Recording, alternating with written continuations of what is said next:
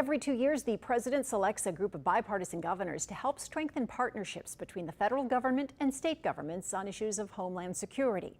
Well, President Biden appointed 9 governors to the Council of Governors today, including John Bel Edwards. Governor Edwards said it's an honor, adding that it's been made apparent over the past 16 months the nation's governors are at the forefront of handling many emerging threats and crises. And I applaud the White House's commitment to transparent communication with the states and incorporating the concerns of governors in the country's response and resilience strategies. End quote.